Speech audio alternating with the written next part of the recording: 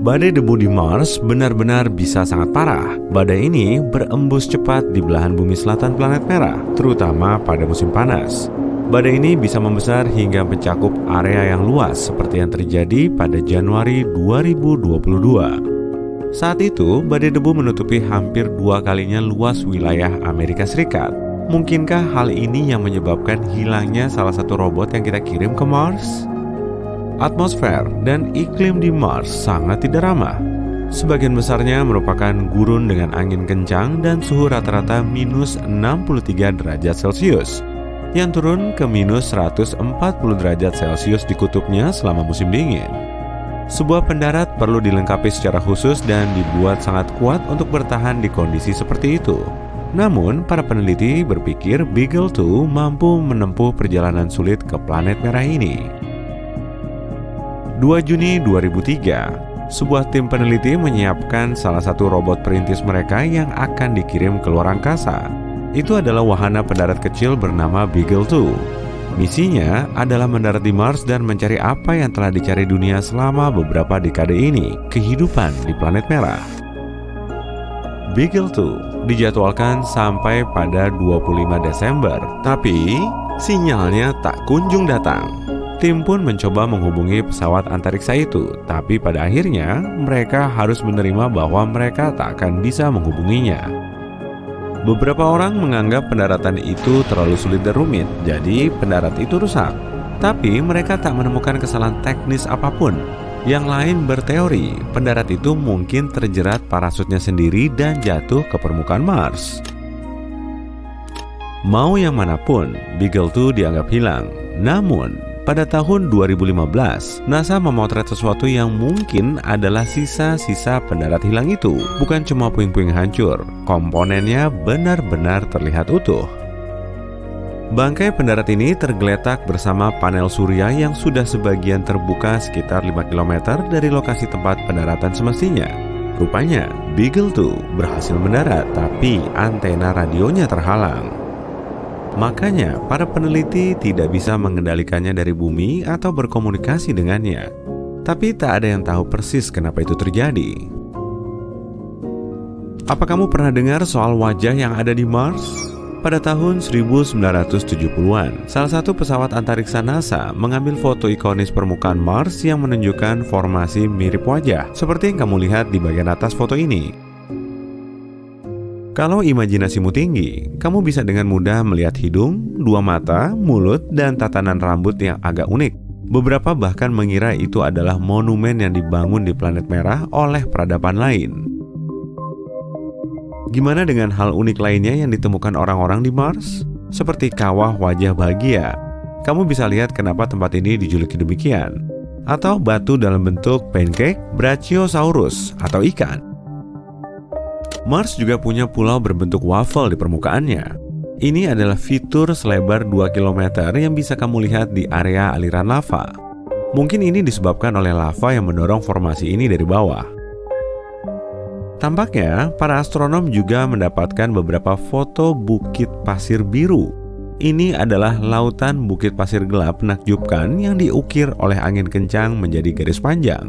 Bukit ini mengelilingi tudung kutub utara planet itu dan mencakup wilayah seluas Texas.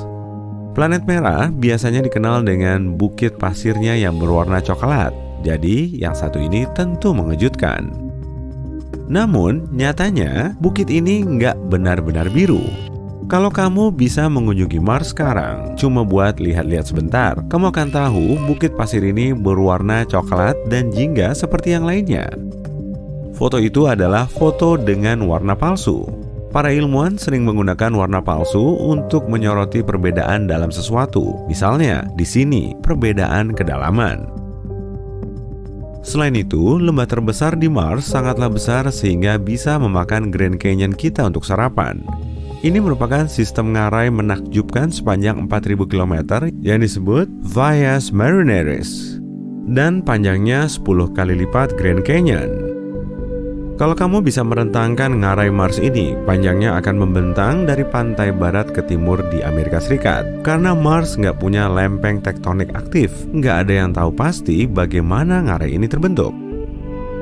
Satu teori mengatakan rantai gunung berapi yang terletak di sisi lain Mars yang ada Olympus Mons-nya menggeser kerak planet ini dari sisi berlawanan. Kekuatan yang kuat ini menyebabkan retakan di kerak Mars serta mengaktifkan sejumlah besar air yang terletak di bawah permukaan. Air ini kemudian muncul dan mengukir batu itu. Kekuatannya juga mengaktifkan gletser, dan ini mungkin menciptakan jalur baru dalam sistem ngarai raksasa itu. Gunung berapi di permukaan Mars mungkin sudah meletus sekitar 50.000 tahun lalu, meski letusan terkuatnya terjadi 3-4 miliar tahun lalu. Tapi planet ini tidak punya gunung berapi aktif saat ini. Sebagian besar panas yang tersimpan di bagian dalamnya selama pembentukan planet telah hilang. Jadi, sekarang kerak luar Mars terlalu tebal untuk batuan cair bisa mencapai permukaan. Namun dahulu kala, letusan tersebut membentuk gunung berapi raksasa. Dan gunung berapi ini kemungkinan besar memiliki peran penting dalam mencairkan endapan es yang melepaskan banjir ke permukaan Mars. Mars memiliki atmosfer tipis dengan volume gas yang kebanyakannya karbon dioksida, kurang dari 1% volumenya bumi. Tapi 4 miliar tahun lalu, kondisinya jauh lebih hangat dan lembab. Atmosfernya pasti lebih tebal juga saat itu. Itu sebabnya efek rumah kaca yang kuat bisa terbentuk dan menjebak sinar matahari. Mars juga punya medan magnet yang kuat, mirip dengan bumi. Medan magnet Mars terbentuk karena arus logam cair di inti planet. Tapi nggak kayak planet rumah kita. Mars kehilangan medan magnetnya setelah intinya mendingin. Dan tanpa medan magnet itu, planet ini nggak punya perlindungan dari angin surya yang merupakan aliran partikel bermuatan yang mengalir dari matahari. Angin surya menarik sebagian besar atmosfer Mars hanya dalam beberapa ratus juta tahun, kira-kira. Inilah yang membuat badai debu Mars dahsyat tadi menjadi makin hebat. Mars punya sejarah yang menarik. Dilihat dari gletser planet ini, Mars mungkin telah melewati beberapa zaman es sama seperti bumi. Sebuah tim peneliti sudah memotret sekitar 60.000 batuan Mars.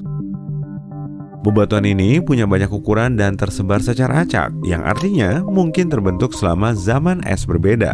Gletser juga menyembunyikan ceritanya sendiri. Siapa yang tahu jenis gas, batu, atau bahkan mikrob apa yang mungkin terperangkap di dalamnya?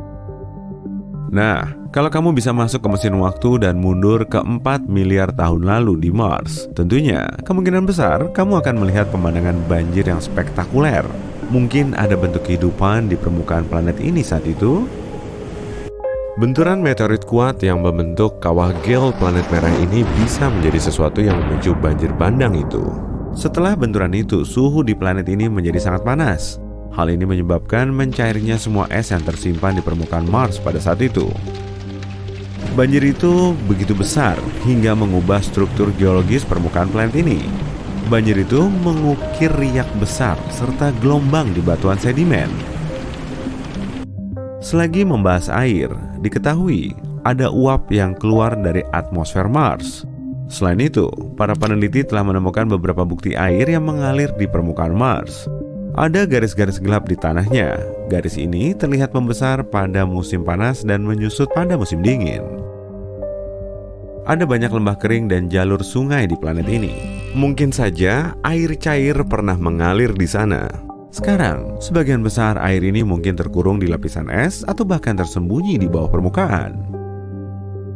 Makin banyak hal yang mengisyaratkan bahwa Mars dulunya layak huni. Mars adalah satu-satunya planet yang kita ketahui dihuni robot hidup. 5 wahana penjelajah kita adalah penduduk Mars saat ini. Ada Perseverance, Opportunity, Spirit, Sojourner, dan Curiosity.